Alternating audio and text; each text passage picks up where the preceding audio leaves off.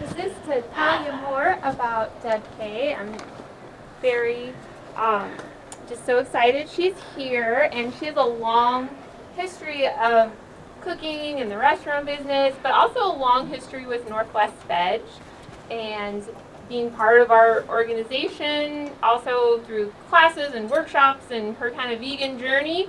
And then she's given back as doing these wonderful cooking demonstrations. She also helped manage the Veg Fest kitchen and has been just instrumental in also growing Northwest Veg and sharing the message of how to cook vegan food that's tasty but also fun and exciting and lots of flavor.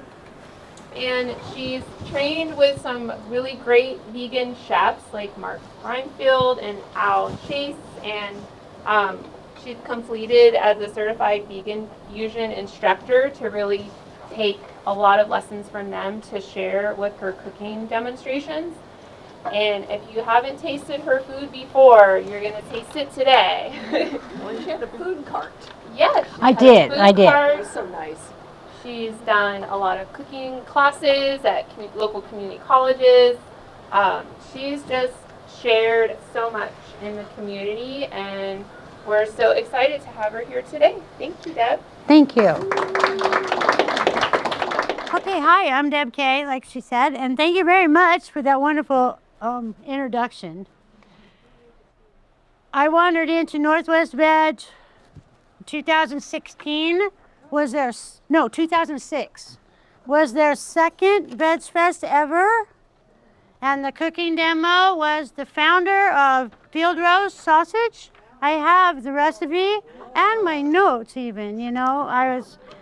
I bought a cookbook there called Vegan Fusion from Bo Rinaldi, and he did a talk. And I opened up that beautiful cookbook and I was marking the pages and making a list because I lived in Long Beach, Washington. When I came down here looking to find, open up, I was bored and I needed some direction as far as cooking with just vegetables. And so I was very happy to find Northwest Veg. Their first Veg Fest was the first place I could try vegan ice cream. That's so $6.99 in the cupboard in the store. I didn't want to buy it because what if I didn't like it? That's a waste of money. And the Northwest Veg gave me an opportunity to do that. And so when I was listening to Bo Rinaldi talk at that Veg Fest after I'd already watched the cooking demo, I was making my shopping list for People's Co-op and looking through theirs. And I looked up and there was the speaker with bookmarks in his hand and he said, "Don't be dog-earing my pages." Well, 4 or 5 years down the line, I forgot, I did bring the book. This is Vegan Fusion World Cuisine. It is also their 20th anniversary. So this book is being republished right now, 20th anniversary. But here it is. I met Bo Rinaldi in 2006. It says stay light. I was a lot heavier than I am now. I wasn't a vegan yet. I walked away going, I gotta get light first. What do you mean? Anyway, and then in 2011, I met his partner who was starting these teacher training programs. And I thought, oh my gosh, this is my favorite cookbook. We're gonna follow this man around. And I did. And I learned to teach his 3 and his 5-day cooking classes. And I just love to do this because I like to show people that vegan cooking is not boring. I don't know, any of you have tried to take some vegan food to your family potluck, and they're like, yeah, look at that's Uncle Charles. I've taken this cheese I'm going to make for you to a holiday meal at my friend's house. And I'm looking around, and I don't see it on the table. It was way back there in the corner, so I pulled it out, and I brought her mom and her grandma over. You have to do things like that. Anyway, so people ask me, how do you get people to try something vegan? I say hand them a cookie, give them something they want to eat, and hopefully you'll find something here.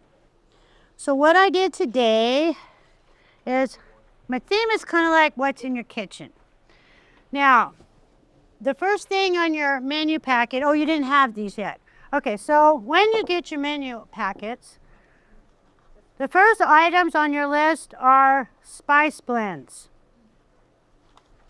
If you put together these spice blends, there's 3 recipes in your packet: Indian, for our Indian, Mexican, Italian, and Moroccan. You can also look up, I keep a Beber spice blend in my cupboard, which is sort of an Indian, Middle Eastern kind of a spice. Old Bay seasoning you can make yourself to keep in your cupboard.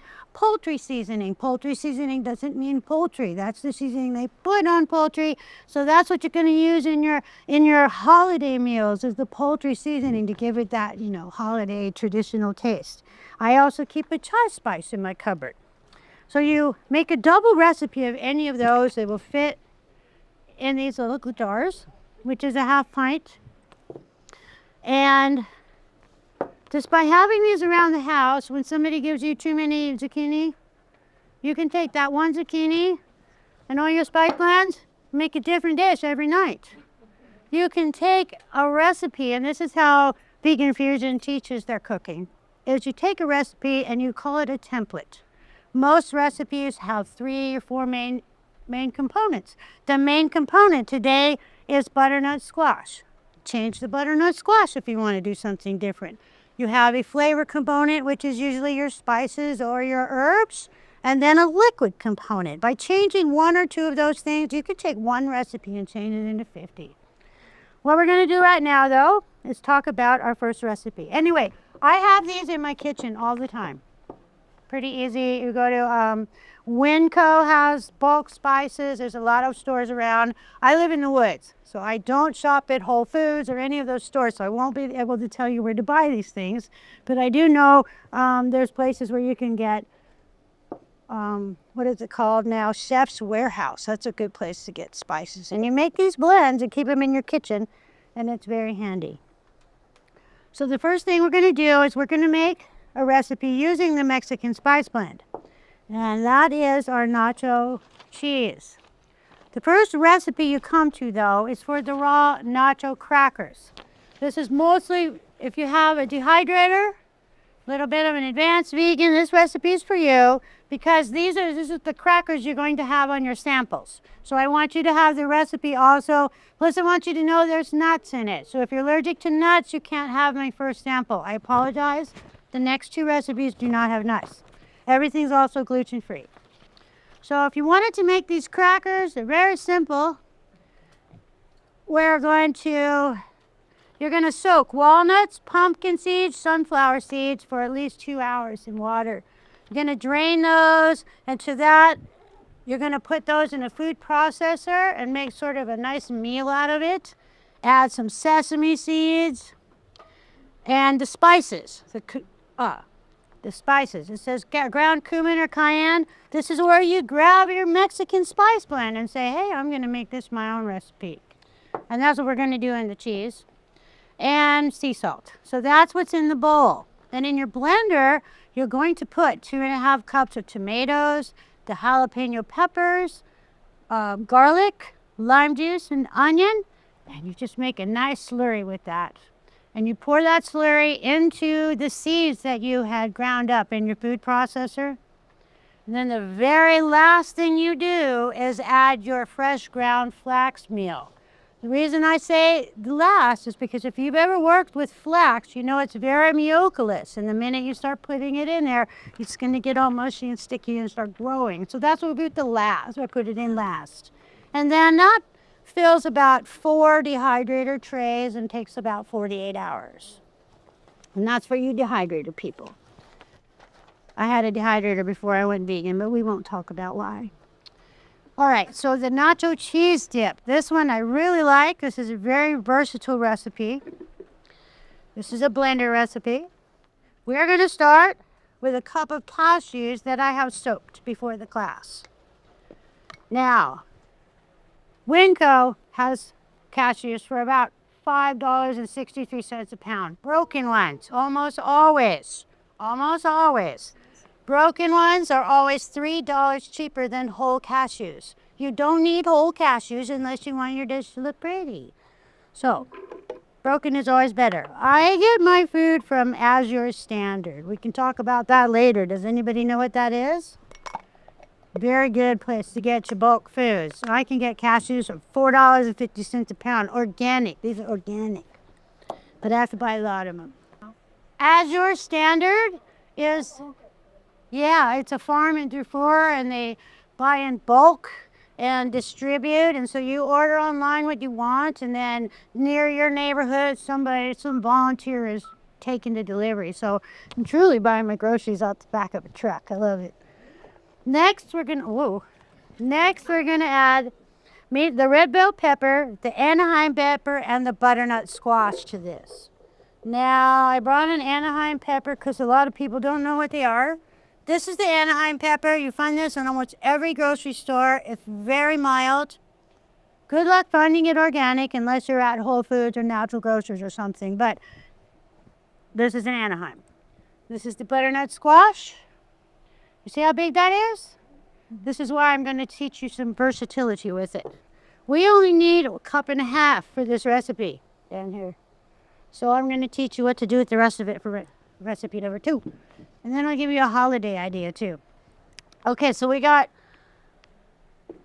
the butternut squash, the Anaheim pepper, the red bell peppers. We're going to put about 2 tablespoons of lime juice in here. And yeah, it could be fresh, but Mark, the person who wrote this recipe, is from Hawaii. I tell him that lemons and limes are tired when we get them, so that, organic bottled is fine. Anyway, then olive oil. I am omitting the olive oil. I'm not going to use it to make this. Or the saute.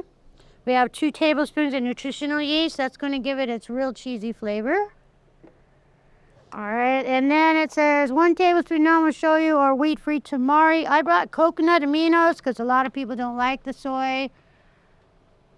And I haven't heard anybody really allergic to that, so I want about a tablespoon of that. I measure precisely when I cook. 6 tablespoons of water.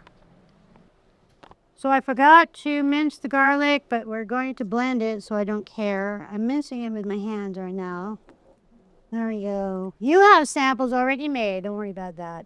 All right, and then a little bit of sea salt. That's why this has all the colors. Everybody has sea salt in there. A little dash of sea salt in there. And then the Mexican spice blend. The recipe says 1 teaspoon of cayenne. I'm using my spice blend. And I'm going to use a little more than a teaspoon in here. It's got cumin and coriander in there and basil. It's really nice. Oregano. All right. Big mic right here.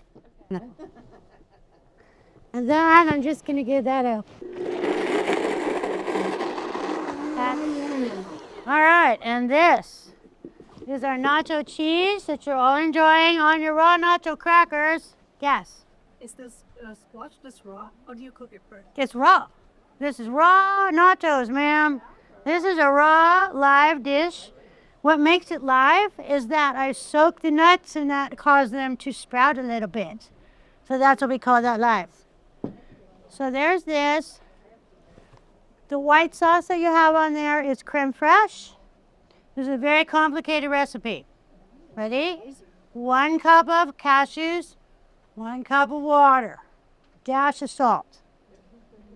Blend it and put it in your refrigerator. Creme fraiche. Okay, so the next recipe I've titled, What's in the Kitchen? What's in the kitchen? You have leftover butternut squash because somebody gave you this huge giant one and you only used a cup and a half in this cheese. Oh, by the way, the leftover cheese, tomorrow, later on, pour it in a saucepan, put a little coconut milk in there, or non-dairy milk, and call it soup. Soup, cheese sauce, very good that way. So that's what you do with the leftover soup. So now what we've got, we have all the leftover ingredients for the nacho cheese. Except the cashews, because the cashews are expensive and you bought them in bulk foods and you didn't buy any extra. But you have everything left over. You've got the butternut squash, you've got the peppers, the Anaheim peppers, and the red bell peppers. So we're going to take, we'll talk about that later. These are the red bell peppers And the Anaheim that you had left over from the day before from your cheese, chopped up. We're gonna put those on to saute. Notice I'm not using any oil. I do not saute with oil. I learned that from Dr. McDougall and Dr. Esselstyn. Oil destroys the epithelial layer of your arteries. Not good for us. Anyway, this is vegetable broth. This is a vegetable broth. I saved my bean juice and used that for cooking with. And then this is simply better than veg mixed with water. And I use that for sauteing and cooking. And you can hear this. Yeah, that's why I bought these, spin that around. So we're just gonna give them a light saute. And I'm gonna add, now what I did for this, we used this part for the cheese. I'm left with this thick part here. Cut it into medallions. Since I have time, I'll tell you. Here's another recipe. Christmas time, the holidays. You cut medallions out of this. Put them in your 9x13 pan alternately with onions. And then put some brown sugar and goodies on top of that and bake it. Really, really good. Just onions, brown sugar, cinnamon maybe, and the butternut squash. Anyway, so I took the medallions and I made them into little triangles, which I'm gonna put in here. Remember, this is the same ingredients from the cheese. But this time, as it cooks, I'm gonna add the Moroccan spice blend. I could add the Italian spice blend if I wanted to and throw some tomatoes in there.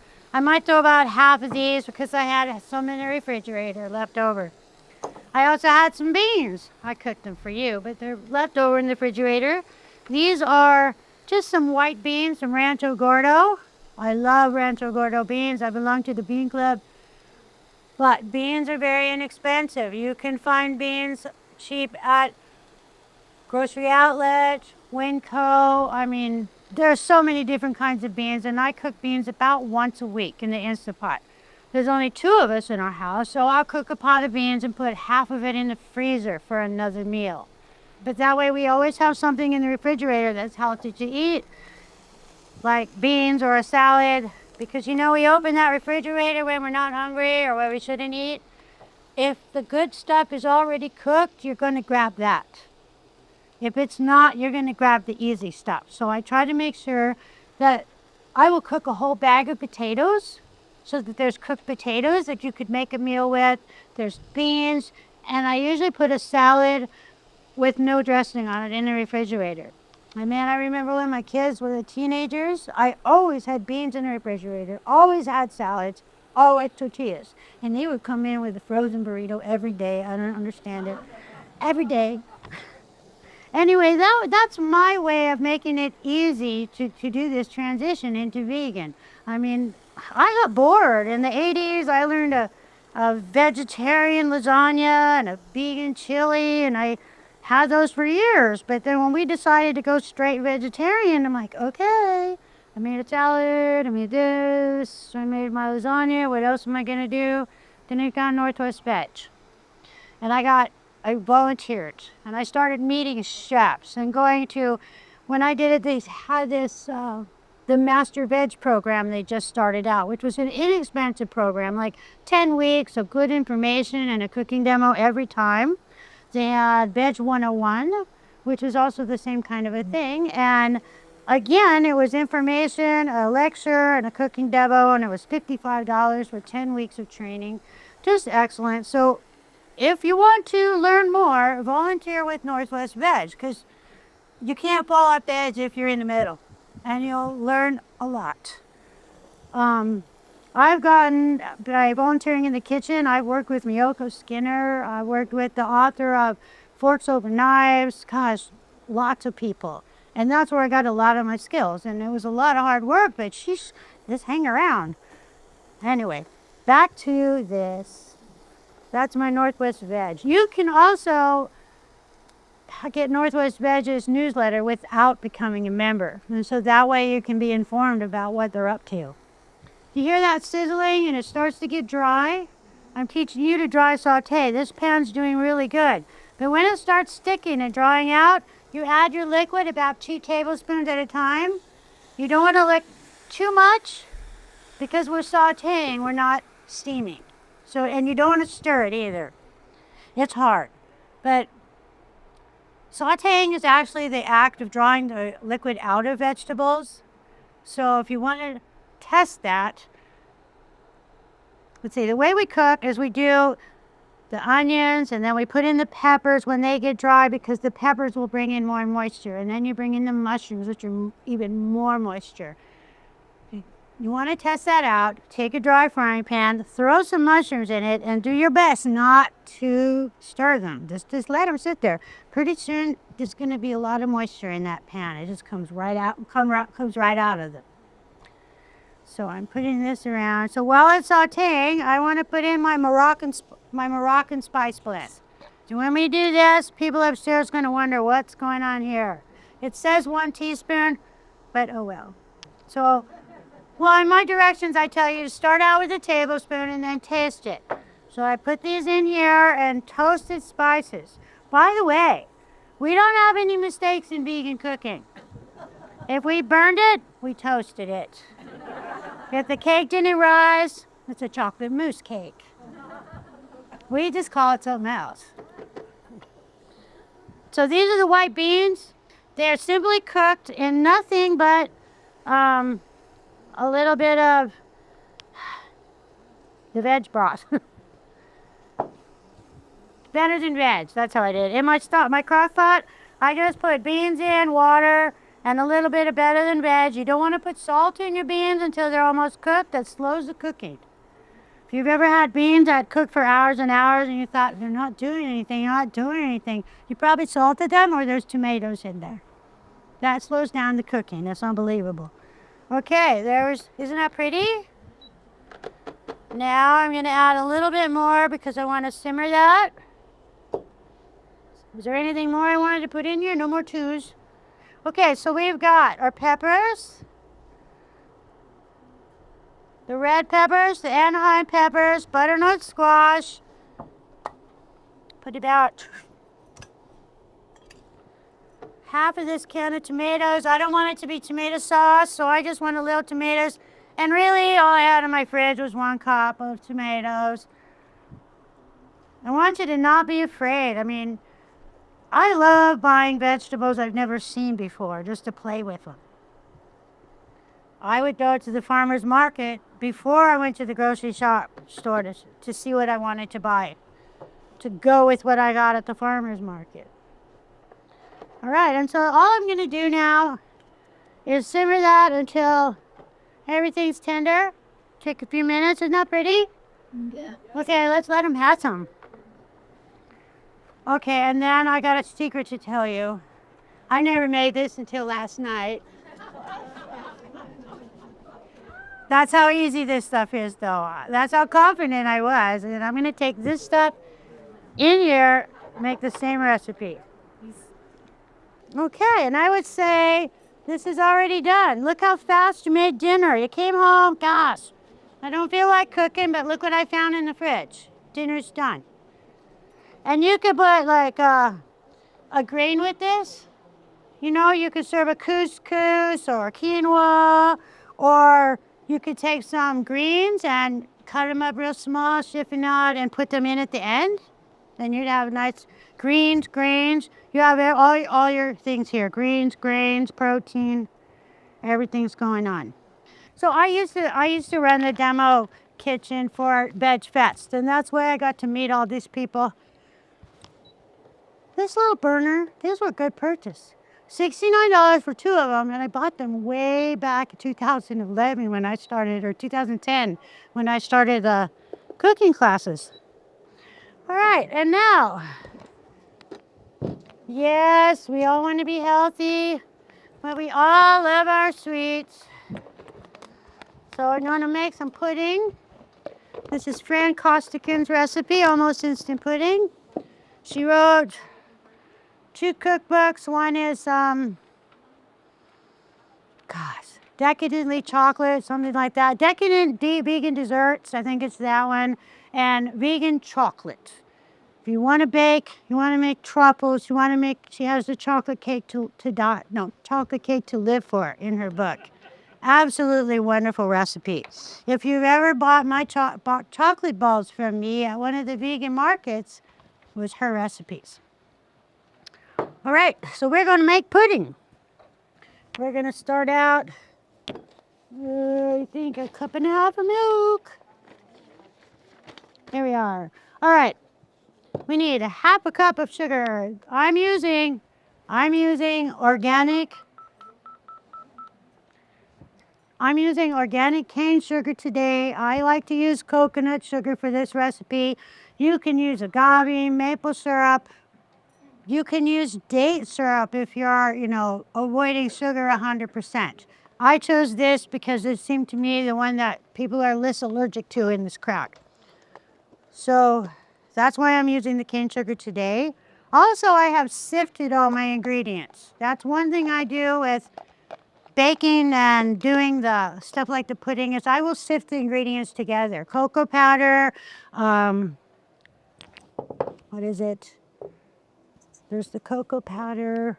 We're missing the cornstarch. Here, cornstarch will clump together. There's 2 reasons you need to buy organic cornstarch. In a non-organic cornstarch, there are non-caking agents. I don't remember what it is, but it's put in there to keep it from sticking together. Also, they're all bioengineered ingredients now. So if you want to stay away from that, you want to go with the organic cornstarch. And I sift it because it does stick together. You need tapioca. Excuse me? You use tapioca instead. You probably could. I don't know. She tells you in this recipe not to use, what's the other one? Arrowroot powder. So you could try it. I mean, it's pudding. I would think it's a thickener. It would probably work. And then I have cocoa powder in here. This is a Dutch processed cocoa powder. Just means that it's processed with alkali and it's supposed to be a little less bitter than regular. I don't know. I'm using somebody else's recipe, so I'm following her directions, and I love her. She had a really good, 15-day program in New York for vegan baking, all the fancy stuff, until 2020, and now it's completely online. But if you look up Fran Kossiken, you're going to find lots of good recipes that you can impress your friends with. Okay, this is chocolate that we're going to use at the end. I think I have everything in. It is really hard to talk and remember what you're doing. So we got sugar, cornstarch, cocoa, a little bit of sea salt we're going to put in here. Sea salt's mainly for flavor. Did you know that salt opens up your taste buds, allowing you to get the flavor? That's why we put a little bit even in sweet things. We're going to go 1.5 cups plus 6 tablespoons. Ready? Wait, this one, that had beans in it. Okay, never mind. I chose hemp milk because there's no nuts in it. It's a very clean hemp milk. We don't see carrageenan or any added oils or anything like that. My favorite milk to use is milkadamia that you find at Costco. And this is how our stuff works. I don't understand it. I'm trying to tell my friends in California about this great milkadamia nut milk. You go to Costco and you get it 9 of them for $16.99 or $18.99. If you get this in Natural Grocers, it's $7.99 for the darn thing itself. I don't understand this stuff. Yeah. Yeah. So it's really hard to turn somebody else on to this kind of vegan eating when you go to their neighborhood and they're like, never mind, Dad, we can't afford that stuff. All right, so I have all the dry ingredients in here. I'm guessing on the milk, which is fine. Your samples are made, and this will probably work out. The secret to this pudding, and secret to any pudding, is to make sure everything is dissolved before you turn on the heat. So it won't clump together. So we're listening, do I hear any sugar in there? Was my cornstarch all, God, why can't I think? Yeah. Is it all saturated in there? All right, so that's all we're gonna do. Now I'm gonna turn it on. That's still not enough. 1.5 cups with 6 tablespoons. It just doesn't seem like very much.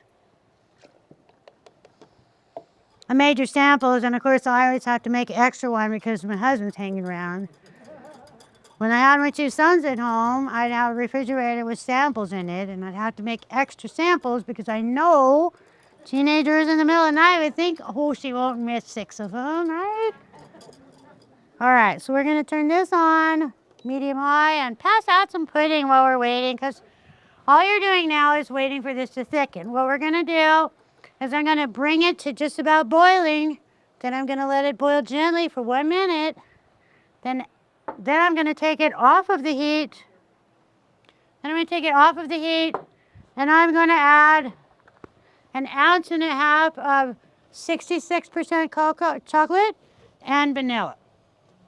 The chocolate I have is from Tcho, T-C-H-O, and it's a small company in Berkeley. It's very, very good. I made that with 66%, and for those of you who don't know how to read that, when you see chocolate at 66%, 70%, that means it's 66% chocolate, 33% sugar and other things. So 70% chocolate is 70% cocoa, 30% sugar and other things. The little triangle on the top is their version of oat milk white chocolate. Now, it tastes a lot real oaty and everything, and I usually melt that down and I'll add some flavors like vanilla to it, but I wanted to include that so you know that we have a vegan white chocolate now too.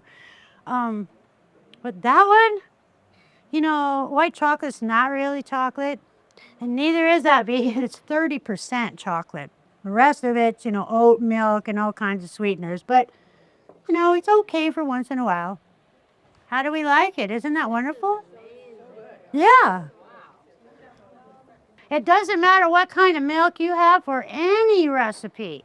If they say coconut milk, you don't like coconut milk, you're allergic to coconut milk, we have so many different ones, just pick your favorite.